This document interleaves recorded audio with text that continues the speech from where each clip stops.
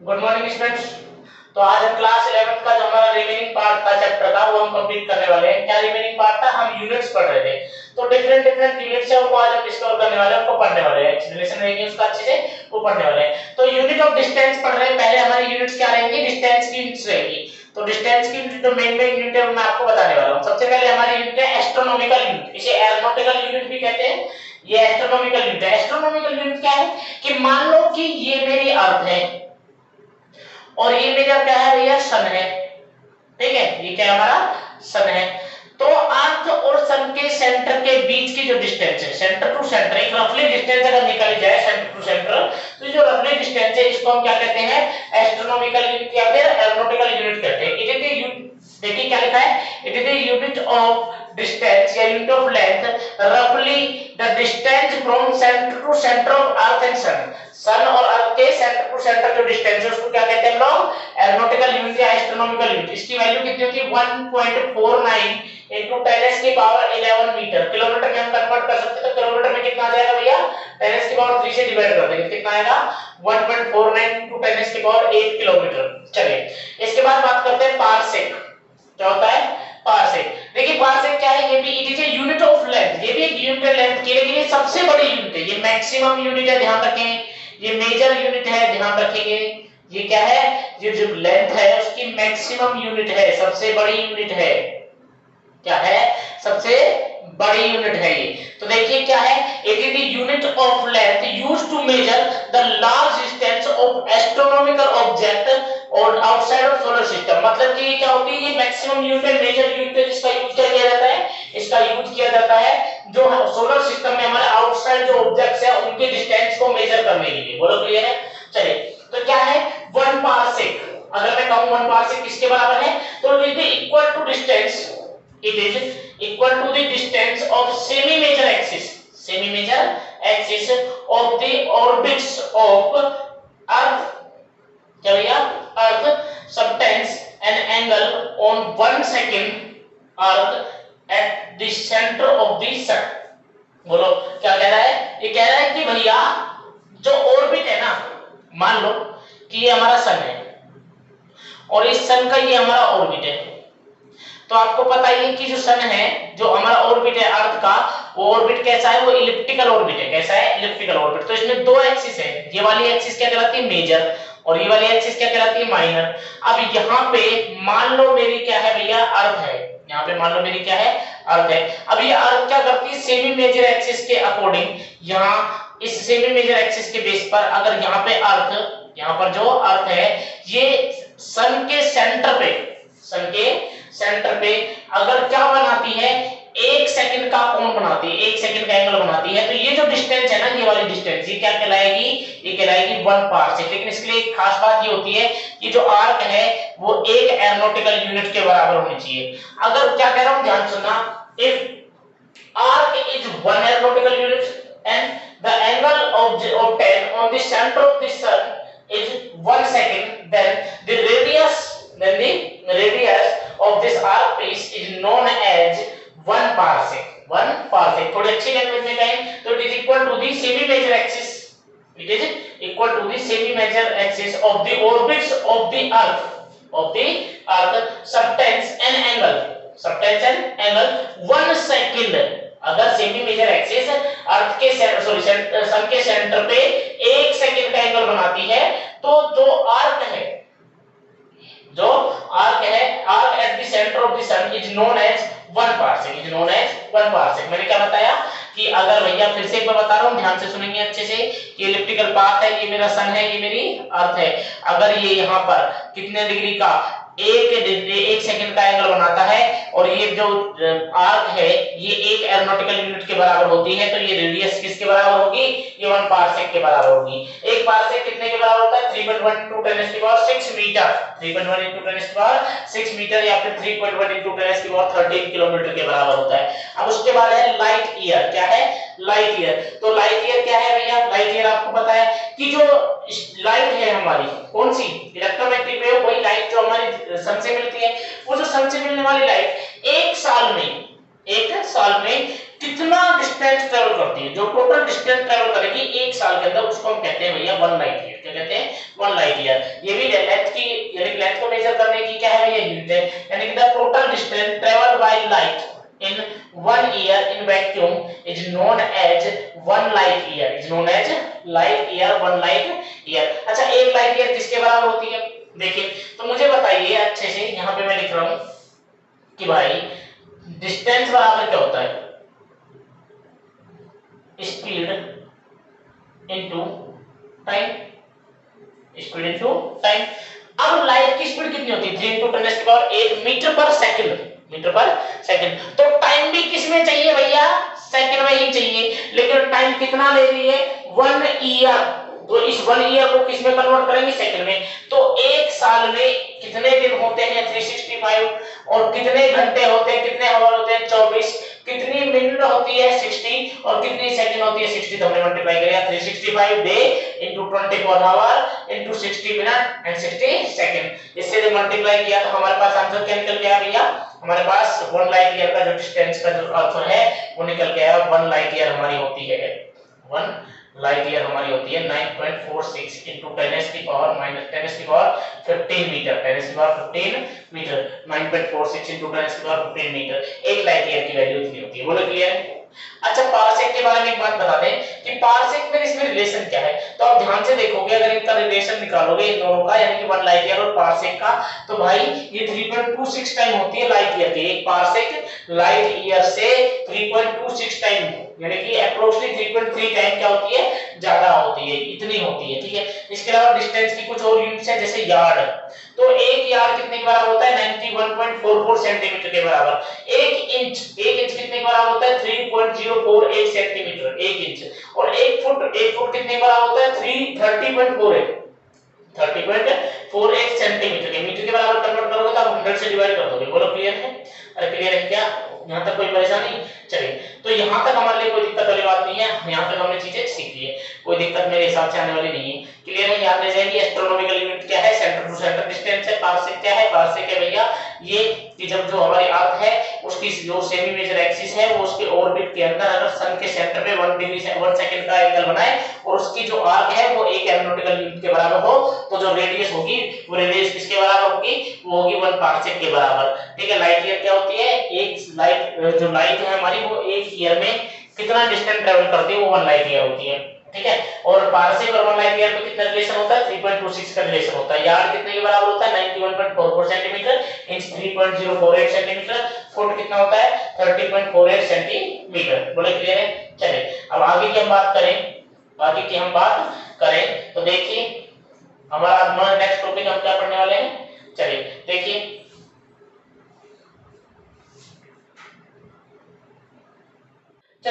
तो आगे हम पढ़ रहे हैं unit of mass. Unit of mass. तो अब यूनिट ऑफ मास पे बात करते हैं। सबसे पहले है, सबसे छोटी यूनिट है एएमयू।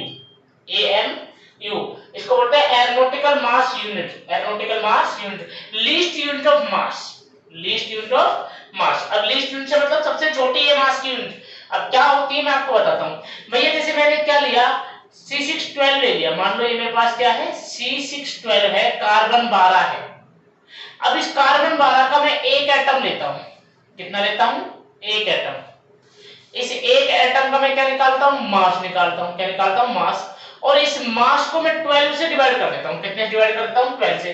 तो जो मास आएगा वो कहलाएगा एएमयू। बोलो क्लियर है? यानी कि 1 एएमयू समझ में आया? क्या है 1 एएमयू? यानी कि it is 1/12 part of, it is 1/12, या it is 12 part of 1 atom of mass, 1 atom of mass of C612। C612 और गड़बड़ क्या करता है student?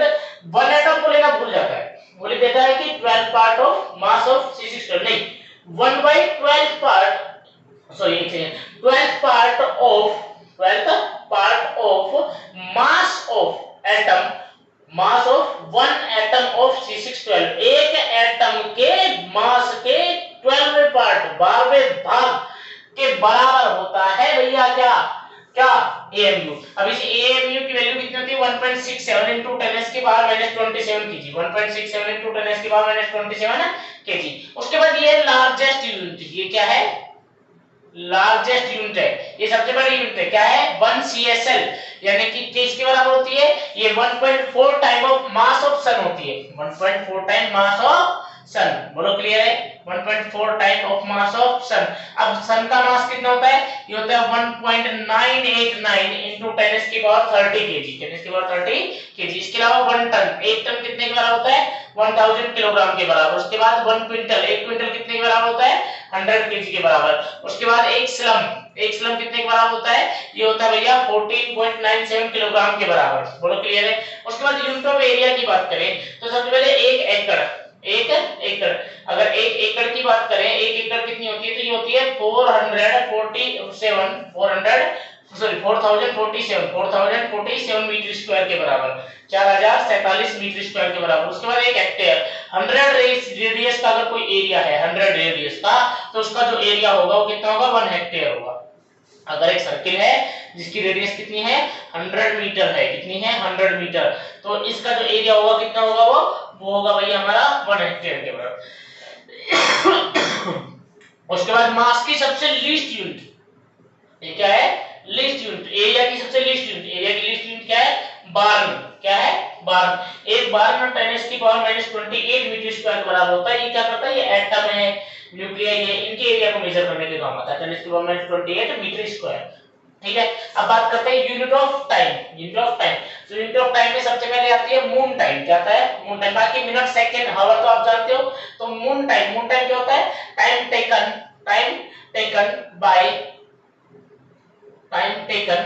Bye moon to move one cycle around to earth. मतलब अगर ये अर्थ है तो इसके चारों ओर एक चक्कर लगाने में मून जो टाइम कवर करता है वो होता है मून टाइम। ये कितने के बराबर होता है, ये अर्थ की, हमारी जो अर्थ है उसके 27.3 डेज के बराबर होता है, उसके 27.3 डेज, मतलब 27.3 डेज में अर्थ, एक मून है वो एक पूरा साइकिल ले लेता है। ठीक है, उसके बाद है least unit of time, least unit of time. एक सेक भी होती है यूनिट, लेकिन सेक का इतनी छोटी यूनिट नहीं, उससे छोटी यूनिट क्या है, प्लांक है, क्या है, प्लांक है। तो प्लांक यूनिट क्या है भैया, ये होती है 1.91 into 10⁻43 सेकंड। ये क्वार्टर क्रिस्टल होता है, उसके एटम होता है क्वार्टर क्रिस्टल का, उसके वाइब्रेशन में जो टाइम लगता है, एक वाइब्रेशन में, ठीक है, वाइब्रेशन जो टाइम लगता है उसके बराबर होता है 1.91 into 10⁻43 सेकंड। अब हम क्या पढ़ने वाले हैं, अब हम पढ़ने वाले हैं 10 की पावर की वैल्यू, 10 की जो पावर होती है उनके नाम क्या होते हैं वो पढ़ने वाले हैं, और साथ में पैरेलॉक्स मेथड पढ़ने वाले। क्या पढ़ने वाले, मेजरिंग के पैरेलॉक्स मेथड को हम पढ़ने वाले हैं। चलिए तो देखिए वो क्या होता है, बहुत सिंपल सी चीज है। अब हम वो पढ़ने वाले हैं, चलिए देखिए। तो अब हमारा नेक्स्ट टॉपिक है 10s की पावर और उसके सिंबल्स, 10s की पावर और उसके सिंबल। पहले है नेगेटिव पावर्स और दूसरी है क्या, पॉजिटिव पावर्स। ठीक है, तो नेगेटिव और पॉजिटिव पढ़ते हैं। पहले है जैसे 10s की पावर -1, अगर 10s की पावर -1 हो तो उसे क्या कहते हैं, देसी, क्या कहते हैं, देसी, और सिंबल क्या है, डी है। उसके बाद 10s की पावर -2 मतलब सेंटी, सिंबल क्या है, सी। 10s की पावर -3 मतलब कितना, मिली, मिली से सिंबल क्या बनेगा, स्मॉल m। अगर कहीं 10s की पावर -6 हो तो इसका मतलब क्या होता है, माइक्रो, माइक्रो को लिखते हैं म्यू, इसे क्या कहते हैं, म्यू कहते हैं, इसे क्या कहते हैं भैया, म्यू। ठीक है, 10s की पावर -9, 10s की पावर -9 नैनो, नैनो को रिप्रेजेंट करते हैं नीटा से, किससे रिप्रेजेंट करते हैं, नीटा से, यानी कि n और n को थोड़ा सा नीचे बढ़ा देते हैं, नीटा। उसके बाद 10s की पावर -12 हो तो इसे कहते हैं पीको, पीको को रिप्रेजेंट करते हैं p से। उसके बाद 10s की पावर -15 इसको कहते हैं फेम्टो, इसे क्या कहते हैं, फेम्टो, किससे रिप्रेजेंट करते हैं, स्मॉल f से। उसके बाद 10s की पावर -18 इसको क्या कहते हैं, ऑटो, क्या कहते हैं, ऑटो, a से रिप्रेजेंट करते हैं, किससे रिप्रेजेंट करते हैं, a से। तो याद रह जाएगा, deci, centi, milli, micro, nano, pico, femto, atto. वैसे योक्टो, जोक्टो, नोना, डेका, टेरा, पीसा, पेटा, हेक्साप्टा वो भी आती है। ठीक है, तो देखिए यहाँ तक 18 तक बहुत है हमारे लिए। उसके बाद 10s की पावर पॉजिटिव में बात करें तो अगर 10s की पावर 1 है तो इसे कहते हैं डेका, इसे लिखते हैं da से। उसके बाद 10s की पावर 2 हो तो इसे कहते हैं हेक्टो, रिप्रेजेंट करते हैं स्मॉल h से। उसके बाद 10s की पावर 3 क्या होता है, किलो, रिप्रेजेंट करते हैं कैपिटल K से। उसके बाद 10s की पावर 6 मेगा, मेगा को रिप्रेजेंट करते हैं कैपिटल M से। उसके बाद 10s की पावर 9 को क्या कहते हैं, गीगा, किससे रिप्रेजेंट करते हैं, G से, किससे, G से। उसके बाद 10⁻12 इसे क्या कहते हैं, टेरा। टेरा को रिप्रेजेंट करते हैं कैपिटल टी से। उसके बाद 10⁻15 इसको कहते हैं पेटा। पेटा को रिप्रेजेंट करते हैं पी से। और उसके बाद 10⁻18 क्या कहते हैं, एक्सा। क्या कहते हैं, एक्सा। रिप्रेजेंट कैसे करते हैं, ई से। तो आप ये नोट कर लेंगे, आपको ये याद होना चाहिए। Deci, centi, milli, micro, nano, pico, femto, atto, octo, nona, deca, tera, beta, hexa, hepta. ठीक है, तो ये सब आपको याद रहना चाहिए। ठीक है भाई, चलिए, तो ये सब कुछ आपको याद करना है। इसके बाद अगर अगला है हमारा पैरेलक्स मेथड। क्या है, पैरेलक्स मेथड। तो हमें पैरेलक्स मेथड को हमें समझना है, बहुत सिंपल टर्म है, बहुत इंपॉर्टेंट चीज है, एग्जाम में जनरली इससे क्वेश्चन पूछ लिया जाता है। तो पैरेलक्स मेथड हमें पढ़ना है। ठीक है भाई, अब पैरेलक्स मेथड के दो यूज हैं। पहले मैं पैरेलक्स मेथड समझाता हूं, इसके यूज समझाता हूं। पैरेलक्स मेथड,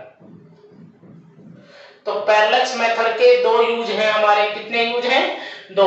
पहला होता है डिस्टेंस निकालना, और दूसरा निकालना होता है डायामीटर।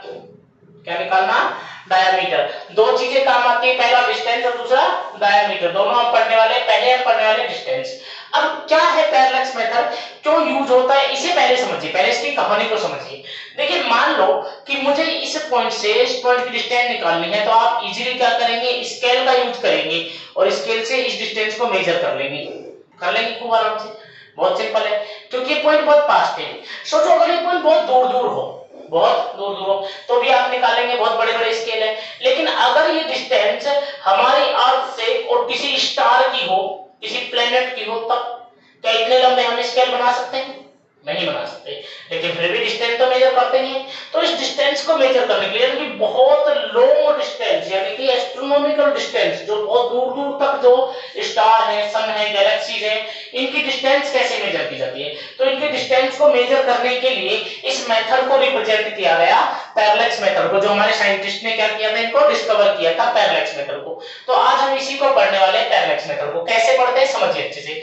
मान लो कि ये मेरी अर्थ है, ठीक है भाई। अब मैं क्या करता हूं कि इस पॉइंट, मान लो ये कोई मेरा स्टार है यहां पर, इसको मैंने नाम दिया P, और इस स्टार P को मुझे अर्थ से मेजर करनी है। तो मैं क्या करूंगा, अब यहां पे एक बात समझिए, पैरेलक्स मेथड में दो चीजें होती है, एक होती है बेसिस और एक होता है पैरेलक्स। एक क्या होती है बेसिस और एक क्या होता है पैरेलक्स। पैरेलक्स बेसिस क्या होती है, जिसके बेस पर हम देख रहे हैं, और पैरेलक्स क्या होता है, जहां पर हम देख रहे हैं। ठीक है, जैसे कि मान लो ये मार्कर है। अब इस मार्कर को अगर मैं मेरी एक आंख बंद करके देखता हूं यहां रख के, तो मुझे यहां पर दिखाई देता है इस पोजीशन। लेकिन जब मैं इस आंख को बंद करता हूं तो इसकी पोजीशन थोड़ी सी क्या हो जाती है, डिस्प्लेस हो जाती है। आप घर पे कर सकते हैं ट्राई, एक बार थोड़ा सा इधर दिखेगा, एक बार थोड़ा सा इधर। ठीक है, थोड़ी सी पोजीशन में चेंज हो जाता है। तो ये होता है पैरेलक्स, और यहां से आंखों से देखने के हमारे क्या बन जाता है, बेसिस। तो इसी के बेसिस पर काम करता है प्रिंसिपल पूरा। कैसे, मान लो कि मैं यहां दो पॉइंट, एक पॉइंट ए है और दूसरा पॉइंट क्या है, बी है। इस ए और बी से मैं यहां से डिस्टेंस मेजर करना चाह रहा हूं। तो मैंने एक बार इस P को, स्टार P को A पॉइंट से देखा, और दूसरा कहां से देखा, B पॉइंट से देखा। ठीक है भाई, एक बार कहां से देखा, A पॉइंट से, एक बार कहां से देखा, B पॉइंट से। जब मैं इसको A और B से देखूंगा, A और B से देखूंगा, तो कुछ टर्म्स आ जाएंगी सिंपल सिंपल सी, आप ध्यान से देखेंगे तो आपको समझ आएगा। मान लो इस डिस्टेंस को मैं कहता हूं x, क्या कहता हूं, x, और ये डिस्टेंस मेरी मान लो d है। ये मेरी डिस्टेंस कितनी है, d है। तो इनके बीच में यहाँ पे एक एंगल बन जाएगा थीटा। इस एंगल को कहते हैं, थीटा को हम लोग, इस थीटा को कहते हैं हम लोग पैरेलक्स एंगल। क्या कहते हैं, पैरेलक्स। अब कुछ छोटी छोटी बातें आप समझ लीजिए। थीटा जो है इसे कहते हैं पैरेलक्स एंगल, पैरेलक्स एंगल। लेकिन खास बात, ये हमेशा रेडियन में रहेगा, हमेशा रेडियन में, कभी भी डिग्री में नहीं लेंगे। d क्या है भाई, मेरी डिस्टेंस है, जिसे कहते हैं पैरेलक्स डिस्टेंस। क्या कहते हैं, पैरेलक्स डिस्टेंस। ये क्या है, मेरी पैरेलक्स डिस्टेंस है, ये मीटर में होती है। ठीक है, और उसके बाद में x, इसे कहते हैं बेसिस डिस्टेंस। इसे क्या कहते हैं, बेसिस डिस्टेंस। ठीक है भाई, इसे क्या कहते हैं, बेसिस डिस्टेंस। ये भी किस में होती है, मीटर में होती है। अब एक बात बताओ कि हम अर्थ के दो पॉइंट पे बैठे हैं। मान लो एक हम बैठे हैं दिल्ली, एक बैठे हैं हम जयपुर। दिल्ली कहां बैठे हैं, जयपुर। हम दो जगह से देख रहे हैं, और हम देख रहे हैं भैया स्टार को, बहुत दूर जो स्टार है। तो मुझे बताइए कि जो D है हमारा, वो X के कंपैरिजन में बहुत छोटा होगा कि बहुत बड़ा होगा। आप कहोगे बहुत छोटा है, लॉजिकली बात है। बहुत ही कैसा होगा, छोटा होगा। बहुत ही कैसा होगा, छोटा होगा। बहुत सिंपल सी बात है, आपने कहा बहुत अच्छी बात है सर, हमें यहाँ तक बातें समझ में आ रही है कि क्या होगा, बहुत ही छोटा होने वाला है। क्यों? क्योंकि हम स्टार को देख रहे हैं। हम किसको देख रहे हैं? स्टार को। तो भाई इस कंडीशन में मुझे बताइए जो थीटा होता है वो क्या होता है? आप कहोगे सर थीटा हमेशा आर्क अपॉन रेडियस होता है। बोलो होता है कि नहीं होता है? पैरेलैक्स एंगल जो है वो आर्क अपॉन रेडियस होना चाहिए, नहीं होना चाहिए? लेकिन मुझे एक बात बताइए कि मेरी जो रेडियस है, मेरी आर्क कौन सी होने वाली है? भाई आर्क यही तो होने वाली, कहीं पे ये आर्क होने वाली है। अगर इसकी बात करें तो आर्क ये होने वाली कि नहीं होने वाली है? ठीक है। तो मैं अगर बात करूं यहाँ पे कि सर ऐसा है जो आर्क है ये इस रेडियस के कंपैरिजन में बहुत छोटी होने वाली है कि बहुत बड़ी होने वाली है? आप कहोगे सर बहुत छोटी होने वाली है। क्यों? क्योंकि सर जो डिस्टेंस है रेडियस d ये बहुत बड़ी है और ये जो क्या है हमारा x है बहुत छोटा है। तो भाई सीधी सी बात है जो मेरी आर्क है अगर वो बहुत छोटी हो जाएगी तो ये कैसी दिखाई देगी? मतलब सीधी सी बात है थीटा जो होगा मेरा, थीटा बहुत स्मॉल होगा कि नहीं होगा? वेरी स्मॉल होगा कि नहीं होगा? भाई बहुत छोटा होगा कि नहीं होगा? अगर बहुत छोटा होगा तो रियलिटी में सिचुएशन कैसी होगी? रियलिटी में सिचुएशन कुछ ऐसी होने वाली है। रियलिटी में इस सिचुएशन की वैल्यू कुछ ऐसे होने वाली, कुछ इस तरह की। तो मुझे बताइए अगर ये ऐसा होता है तो ये जो आर्क है ये स्ट्रेट ही है कि नहीं? एक तरह से स्ट्रेट है कि नहीं? बात समझ में आ रही है नहीं आ रही? भाई थीटा बहुत छोटा है, लगभग जीरो है। अप्रोक्सीमेटली कितना है? जीरो एंगल है। अब अप्रोक्सीमेटली जीरो एंगल की कंडीशन में ये मेरे जो पॉइंट है दोनों बहुत पास पास होंगे कि नहीं होंगे? तो इनकी आर्क कैसी होगी? स्ट्रेट ही तो होगी, होगी कि नहीं होगी? तो मतलब मैं आर्क ये ना लेकर के यानी कि जो कर्व्ड है इसे ना लेकर के क्या मैं x ले सकता हूं? बिल्कुल ले सकते हैं, क्योंकि x जो r जो थीटा है वो बहुत छोटा है, बहुत छोटा है, तो स्ट्रेट ही दिखाई देगा। भाई हमें दिल्ली से जयपुर तक अगर हम जाते हैं तो क्या हमें अर्थ घूमती हुई दिखती है? क्या दिखती है? क्या कैसे दिखती है? फ्लैट दिखती है कि नहीं दिखती है? अभी हम जहां खड़े हुए हैं, जिस कमरे में रुके हुए हैं, जहां पे हम वीडियो पढ़ रहे हैं, आप उसकी फर्श को देखिए। उसकी फर्श को आप देखोगे, आपको उसकी फर्श घूमती हुई दिख रही है या फ्लैट दिख रही है? कैसे दिख रही है? फ्लैट दिख रही है ना, सीधी दिख रही है ना। क्यों? क्योंकि बहुत भैया बहुत कैसी है, बहुत छोटी है, बहुत छोटी है। आप थोड़ा यहाँ से अंदाजा लगा सकते हैं कि मान लो ये कोई बहुत बड़े सर्किल है और इस बहुत बड़े सर्किल का मैंने इतना सा हिस्सा काट लिया, इतना छोटा सा हिस्सा। अब ये हिस्सा काट के यहाँ आया तो मुझे बताइए ये कर्व दिख रहा है कि फ्लैट दिख रहा है? ये कर्व दिख रहा है कि फ्लैट दिख रहा है? आपको भी सर फ्लैट दिख रहा है। तो यहाँ पर ये x भी क्या हो जाएगा? फ्लैट ही हो जाएगा। बहुत अच्छी बात है। इसका मतलब ये हुआ कि सर थीटा को लिखा जा सकता है, आर्क मेरी x और डिस्टेंस मेरी रेडियस मेरी कितनी? d। मुझे क्या निकालनी है? मुझे क्या निकालना है बोलिए भैया? अरे मुझे क्या निकालना है? मुझे तो सर d निकालना है। क्या निकालना है? d। तो d बराबर कितना हो जाएगा? x upon theta. x upon theta. बोलो क्लियर है? और ये थीटा किस में होगा? ये हमेशा रेडियन में होगा। हमेशा किस में होगा? रेडियन में होगा। ये बात हमारे दिमाग में आ जानी चाहिए। क्लियर है? अरे क्लियर है कि नहीं? बहुत बढ़िया। तो ये हमेशा किस में होगा? रेडियन में होगा। और यहां से हम डिस्टेंस d निकाल सकते हैं। बहुत सिंपल है, बहुत ही सिंपल है। अगर हमें ये किसमें दे रखा हो, डिग्री में दे रखा हो तो भी इसे रेडियन में कन्वर्ट करेंगे, सेकंड या मिनट में दे रखा हो तो भी। ठीक है भाई? चलिए अब इसका सेकंड यूज, इसका सेकंड, ये तो डिस्टेंस निकालने का यूज था। अगर आपसे कहा जाए कि भाई डायमीटर निकालो किसका? किसी स्टार का। किसका निकालो? स्टार का। भाई हम यहां से हम किसी स्टार का डायमीटर निकालना चाहें तो कैसे निकालेंगे? स्टार का डायमीटर बहुत इजी तरीके से निकाल देंगे, आराम से आपको समझ में आएगा। देखिए कैसे। भाई मान लो कि मैं अर्थ के किसी एक पॉइंट पर यहां हूं और मुझे यहां पर कोई स्टार है और उस स्टार का डायमीटर निकालना। मान लो ये मेरा वो स्टार था। ठीक, तो अब मैं क्या करूंगा? उस स्टार के इस पॉइंट को देखूंगा और इस पॉइंट को देखूंगा। किस किस को देखूंगा? इस पॉइंट को देखूंगा, एंड पॉइंट और स्टार्ट पॉइंट को देखूंगा। मान लो ये मेरा स्टार था तो इस स्टार का ये दोनों साइड मैं से ऑब्जर्व करूंगा अर्थ पे बैठ के यहां से। बोलो क्लियर?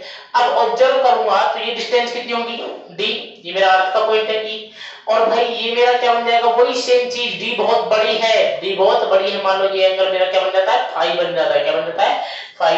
तो भाई सीधी सी बात है कि मेरी डिस्टेंस जो होगी x ये बहुत छोटी होगी, आपको पता है, क्योंकि फाई जो है वो क्या होगा? वेरी स्मॉल होगा, वेरी स्मॉल होगा। क्यों स्मॉल होगा? क्योंकि d is greater than greater than greater than greater than किसके होगा? x के। बोलो क्लियर है? तो इस सिचुएशन में मुझे बताइए कि क्या लिखा जा सकता है? सेम वही बात, फाई बराबर आर्क अपॉन रेडियस। आर्क कितनी है? x और रेडियस कितनी है मेरी? d। तो मुझे क्या निकालना है इस बार, आर्क निकालनी है, क्योंकि यही तो डायमीटर है, यही तो डायमीटर है। x बराबर क्या लिखा जाएगा, डी फाई। लेकिन वही सेम बात कि फाई किस में होगा, हमेशा रेडियन में होगा। किस में कर लेंगे, रेडियन में लेंगे। बोलो क्लियर है। अब समस्या क्या आती है, सिंपल क्वेश्चन आते हैं इसके, लेकिन स्टूडेंट गलती कहां करता है, वो फाई और थीटा दोनों को रेडियन में कन्वर्ट नहीं कर पाता या भूल जाता है गलती से। तो हम एक नेक्स्ट वीडियो बनाएंगे कि थीटा को सेकंड, मिनट या फिर किससे, डिग्री से किसमें कन्वर्ट करना, और रेडियन में कन्वर्ट करना। एक वीडियो आपको हम यहां से पढ़ा देंगे, कोई दिक्कत वाली बात नहीं है। चलिए मिलते हैं नेक्स्ट वीडियो में, तब तक अपने घर पे रहिए, सुरक्षित रहिए, चैनल को सब्सक्राइब कीजिए, वीडियो को लाइक और शेयर कीजिए। ठीक है भाई।